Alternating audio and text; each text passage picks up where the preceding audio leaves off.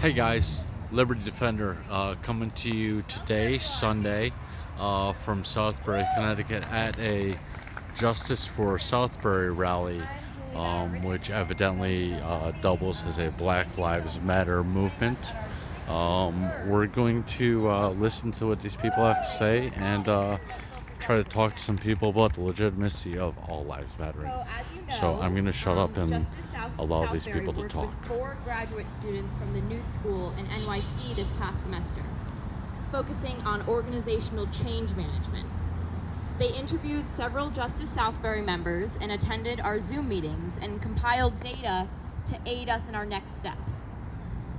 This summer, we have been working with their professor and Justice Southbury member Tula Usul Joglu. The work has involved 3 levels: many emails, phone calls, and Zoom meetings with me and my dad, many of the same with a subgroup of our membership, and the analysis of the survey that was sent to all of our members. She was very happy to report that we received 34 detailed and thorough responses to that survey. So what is Tula doing? She is giving us free management consulting services with 3 basic levels. The first is the mission and the vision. Who are we and what's our general goal? The second level is the specific objectives that we need to accomplish and achieve that general goal. And third, what concrete action steps do we need to take to further those objectives? So we've completed the first level this past week. The last time we reported to you, we had a working draft, but there were areas of disagreement or debate about some of the words and the phrases that we were using in our mission and vision statements. You wouldn't believe how much time we spent on building bridges between something or over something or through something or around something, or really what are these bridges, and are we even in the job of building bridges? So then we decided that if we're actually going to build bridges, we don't really have to talk about it. Another struggle was over our action verb to begin the mission statement. Justice Southbury's mission is to what? To help, to mobilize, to serve. We couldn't quite figure it out until Sharon Wirt, our blue wave over there, came up with what we all considered the perfect word.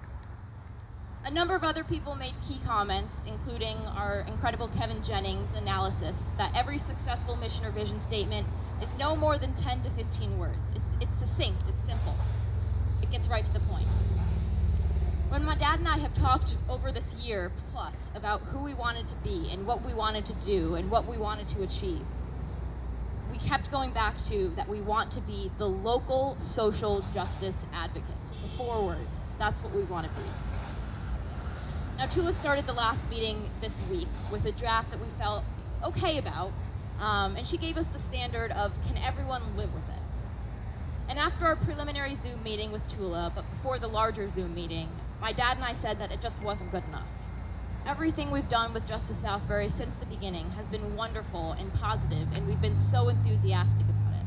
And we didn't want to settle with, we can live with it.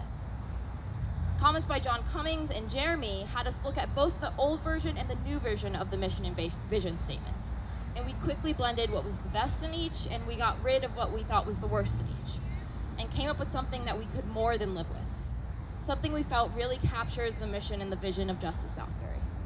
So without further ado, the mission of Justice Southbury is to cultivate an inclusive community where all are treated fairly and welcomed as equals.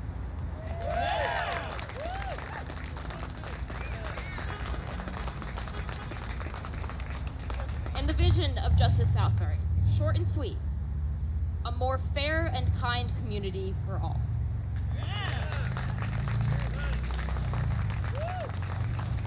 So thank you all for your help and your support in going through this next step, and we're starting second level this week, and we'll hope to get our objectives going. And I've got here, I will hand out the mission and the vision to you guys, and my dad will say a few words. So if you want a hard copy, let me know. Thanks, Julie. And thanks to everyone who participated. As she said, we got 34 survey responses When you add that to all the people who participated in the small subgroups, the many Zooms and emails, it really was a really good group joint effort, which is of course what we wanted this to be from the beginning. So thank you for all that. Does anyone have any questions? Does anybody have any questions about any part of either what we did to get to the mission and vision statement, or what comes next? As we said, she's going to be working with us next on objectives. All right, so you want a more fair and kind community for all. How do you do it? That's next. And beyond that then will be, okay, so if we figure out what our objectives are, we then need to figure out how we go and do it. Do we have committees? Do we have a board? How are we actually going to do the things that we want to do? And obviously we're bound and determined to do it. So any questions on any of this so far? No. All right, good. So Jeremy.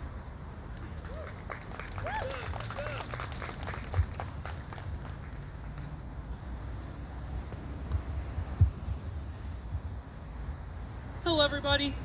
I'm Jeremy. You've seen me be here, but you've seen me up here before if you've been here before. I'm just here to give some basic announcements. As you may know, I bring articles every week in the binders on the table over here. They are informative and educational articles that I think can really give us some perspectives that are valuable, can open our eyes, can get us to think about new things. A lot of valuable stuff. This week, I just wanted to talk about the highlighted article of the week because it's a bit unconventional for what we usually do. This week, the article I have brought is an article from the Washington Post talking about Karen Prescott of Power Up Manchester. If you are aware of what's happening in Connecticut, especially across the state, you may be aware of this. I believe Barbie Granton actually posted this article in Justice Southbury, which is where I first saw it. Karen Prescott is the founder and the person who runs, or I guess the lead organizer of Power Up Manchester, which is a racial justice group out of Manchester, Connecticut. I first met them last year during the summer when they were doing a fundraiser to support their efforts to rally every day for about, I think it was 100 and something days straight. They've been doing a lot of great work, but a few months ago, possibly longer, apologies, during a protest, Karen Prescott, while leading a chant of Black Lives Matter at the Capitol, was spit on by an All Lives Matter protester. I'm not going to get too into the situation because a lot of these articles I bring have points. They are, this is what I want you to think about. This is what's important to understand. This is bigger than that. This is more, you need to know what's happening in Connecticut, what other organizers in Connecticut are dealing with, and what it means to move past that for them. I think that these are other people doing great work, people who we will probably connect with in the future. And I think if you can become aware of what's going on now and understand what these other groups are going through as well as what we are going through, I think it sets us up to make a lot bigger change in Connecticut going forward. I encourage you to read it. I believe I'm going to repost it on the Facebook group after this rally. Thank you very much. I'll see you guys next week.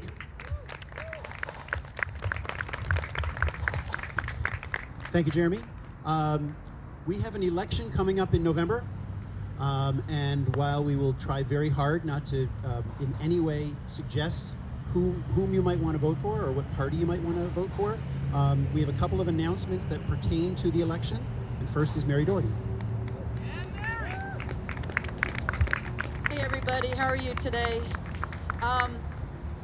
So we always say that we're nonpartisan. But just because we're nonpartisan doesn't mean we shouldn't be active politically. Because one of the ways we're going to reach our objectives and make this town, this state, this country truly reflect our values is by electing true leaders. Technically, a true leader could have any party label attached to their name. So it's really important to look at the person that's running. So think about that when you vote. And with that being said, I'm not going to make an assumption that everybody here is registered to vote. So what I had these two young people, did everybody get my postcard? Okay. These are specifically for Southbury residents because I had intended to go out and try to register voters door to door, but it was hard for me to find a list. So, but my friend Nikki from Oxford and I, we put together a program, And this was one of the tools we had. So if you could take a minute, I like the graphic about vote. And on the back side, I'd like you to take a look at what our message was. We were going to leave this if we didn't get to talk to someone. So if you see what I said, we basically want to make sure everybody in our town, and some of you are from other towns, so I hope you will try to do this in your own towns, get everybody registered to vote at their current address. And so we gave them a link where they could look up whether they're registered to vote or not. They can also see if they're registered with a party. I had a friend that wanted to vote in the Democratic primary in 2020. She didn't realize she was in the Working Families Party. And when she went to vote, she was like, oh my God, and she didn't meet the 90-day requirement. So she couldn't vote in the primary. You can be registered in any party and vote for whoever you want, but if you're not registered in either as a Democrat or a Republican, you can't vote in their primaries. So really think about those decisions. The other thing I put on there is utilize your town, the people that work for your town, the registrar of voters, the town clerk. So I put in the registrar of voters number so that if you looked online and you weren't sure, you could call the Southbury registrar of voters and they should be able to talk to you and tell you what you need to do. Also, we have a municipal election on November 2nd. Get your calendars out and put it in there. Polls are open 6 a.m. to 8 p.m. Everybody can vote absentee ballot this time by choosing COVID-19. The fear of either spreading or contracting it. Our legislature extended the use of COVID-19. So if you get an absentee ballot application, you just simply have to fill it out and check COVID-19. And if you do that, you can actually vote as early as October 1st, because that's when the ballots will be ready in the town clerk's office. And you don't even have to mail it. You just follow the instructions, vote for the candidates who align with our values, sign it, and put it in the secure drop box, because another thing our state legislature did is they made those drop boxes permanent. They're secure, they're convenient, people love them. So share this, even though it's Southbury. You could look up, if you're in Watertown, you could look up the Watertown registrars. Share it, talk to people, get them to vote, make sure they're registered. Okay, thank you very much.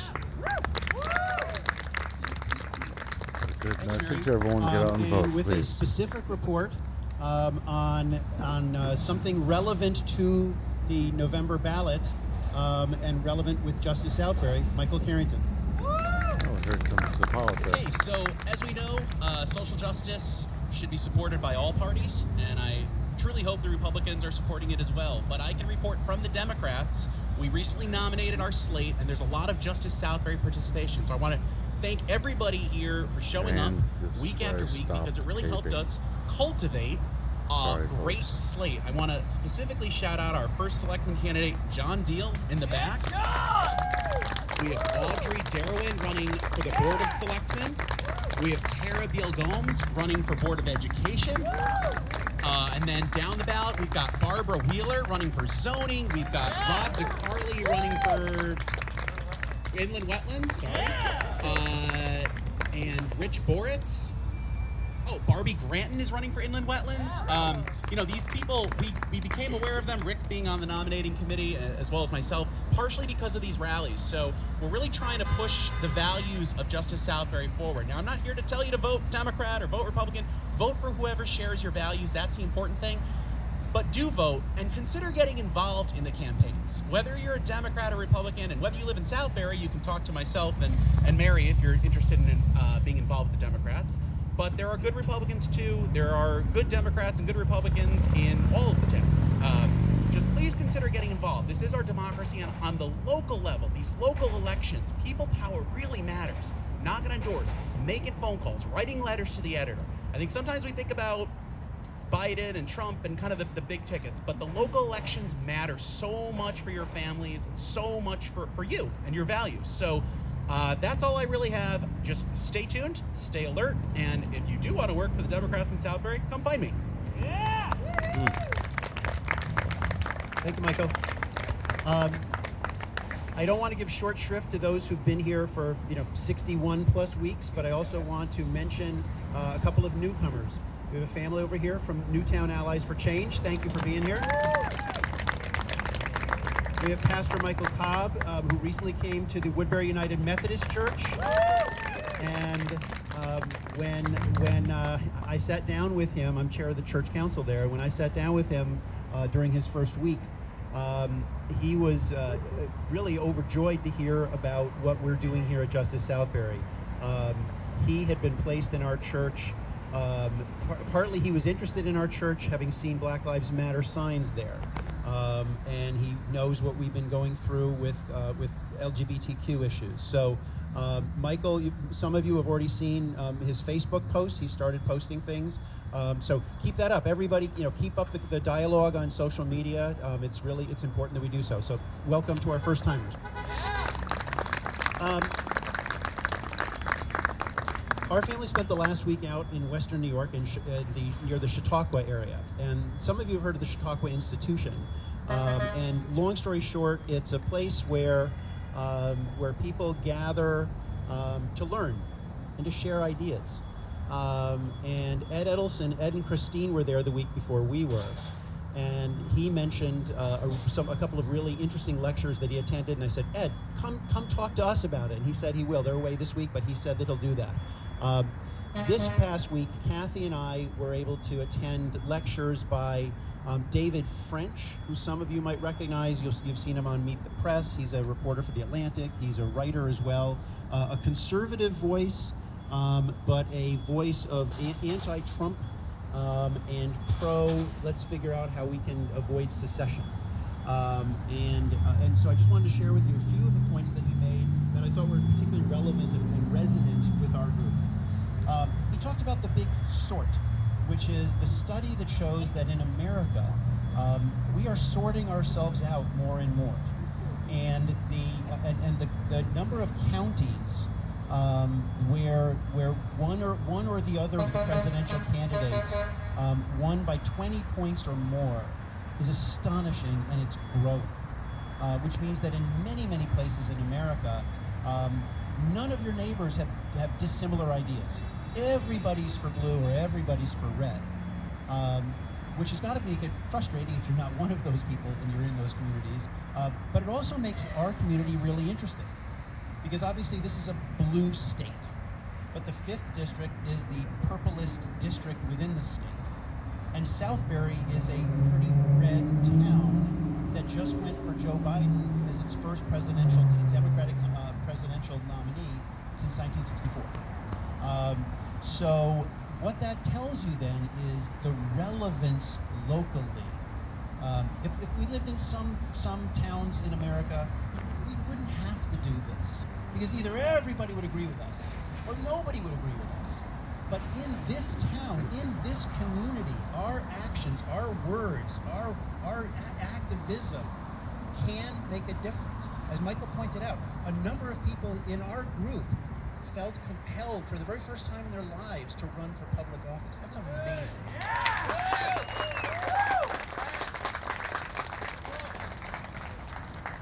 He talked about fact-checking, and he had an interesting spin on it. This is David French. He said, fact checks work on an open mind.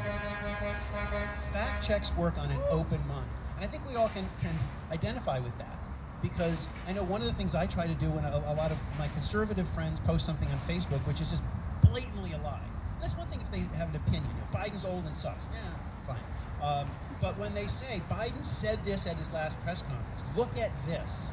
And I say, and I take 6 seconds to Google it and find out it's a lie. And then I'd say to them, well, here's the facts. If you want the facts, you want the truth, here you go. And it almost never works, because fact checks work on an open mind. He said something really interesting about the First Amendment. And with us today is another first-time guest, Sam over there, taking the video. He is from Liberty Defender. He puts videos on YouTube, and he does First Amendment audits. And David French talked about what he called the First Amendment golden rule. He said we should fight for the right of others to exercise the rights that we would like to exercise. Amen. So Well said. It's his spin on the golden rule, but for the First Amendment. And it makes a lot of sense. We've often talked about judge in our About Us section on Facebook. We talk about wanting to be judged by the content of our character, and in return, we expect that we're going to judge others. One of the things as we're struggling with the mission and vision statements, one of the things we talked about is, well, we want to say we want this to be, we want to respect all voices, but we really don't want Southbury to be a place where the people who were here yesterday, with their, saying that Democrats are all Nazis, and teachers who try to make white kids feel bad, or pukey. Racist Nazi puke teachers. So part of the vision, when we say the vision is to be a more kind and fair community for all, all means all, and we want to understand that all means all. But if you want to be here and be unfair or unkind, we want to call you out on that. He talked about persuading people and meeting people where they are. And that's, again, part of one of the things we've done, and when we've talked to people who've been either opposed to what we do or aren't quite sure. I've heard you guys are all Marxists and communists, and you all want to go over to Grace's Dunkin' Donuts over there and break the windows and steal everything. There's people who believe that, and there's people who believe that who are good people, and we need to meet them where they are. We need to talk to them about what we are trying to do and what our message is. And that's why when you see the mission and vision statements, share that with everybody. If anybody says, what is this Justice Southbury you guys go to? Share that. That'll tell people what we are. We then on Thursday went to a seminar, a speech by Eddie Glaude Jr., who is a professor at Princeton. And again, many of you have seen him probably on Meet the Press and other shows. He's on MSNBC a lot. Really a wonderful, strong voice. I'm just going to give you some quick bullet points. He talked about justice as an ethical mandate. He said we must grow up. If we are going to bridge our differences, we must grow up. He said we have to figure out how to live with each other differently than the way we're doing it now. He said we are trapped by a history that we refuse to confront, but is carried within us. He was talking about racism. He said America's original sin was not slavery or Native American genocide. He said those are just consequences of America's original sin. He said the original sin was the belief that some people were more important than others. That as we created ourselves saying all are created equal, we didn't mean it, because we didn't really believe that everybody was equal. And that was the original sin, and the rest was the consequences. He talked about not avoiding, but examining the past, which I think is really relevant when we talk about educational issues. We're not talking about avoiding the past, but examining the past. He talked about acknowledging the humanity of the person in front of you. And one of the things that we want to talk about in future weeks is how do we engage with people? How do we engage with those who don't like what we're doing? And part of that is acknowledging the humanity of the person in front of you. I've been thinking a lot recently about how on our side of things, if a person on the other side says, look at that kid, look at those bad kids and the things they're doing. They commit crimes, they're looting, they're burning. And we say, well, look, you have to understand where they came from. You got to understand their story, right? However, on the other side, when people say, you're all the ones who are racist, you all think white people are bad, we got to understand where they're coming from. We got to understand they didn't just come up with that themselves. There's something about what they grew up with, what they're exposed to, who their friends are, what their peer groups are saying. We need to understand that. Because if we say we don't need to understand it sucks, then we're no better than the people who would say we don't need to understand this because this sucks. We need to acknowledge the humanity of the person in front of us and try to figure it out. Finally, he said, be aggressive in building the world you want, which I thought, oh, that's us. That's what we do here. I wanted to make one last announcement on the elections. One of the things that we intend to do in September, I want to invite both candidates for first selectman of the town of Southbury to come here and talk, not debate in any formal sense, but talk about how is social justice relevant to the town of Southbury. I want to invite the selectmen candidates, select persons, if we'd passed that last time. I want to invite our select persons candidates to come here and talk about the same thing. And I want to invite the Board of Education candidates here to come and talk about not only social justice generally, but schools are really hotbeds of these things now. And many people say, say CRT. And if you've read my posts on Facebook, I always just say, look, teach the truth. Teach the truth. And I would like to hear the Board of Education candidates talk about their perspectives on those themes. So we'll see who shows up. They can show up, they can not show up. That'll be up to them, and up to scheduling. We'll have to see. But it should be an interesting fall. Any questions? Okay. Yeah. Thank you. And I think Julia has something to say. Hi, everyone. All right, so we protested in 2020. We rallied in the beginning of 2021. We're keeping up the momentum now in summer of 2021. We're going to canvass and call and rally in the fall of 2021. And in November, we're going to vote. Yeah. Thank you, Mary.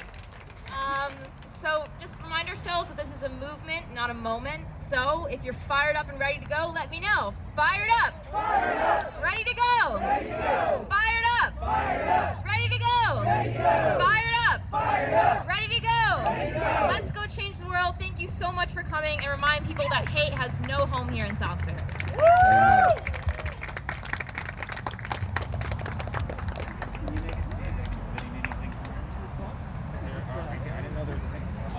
I emailed it because I kind of forgot because I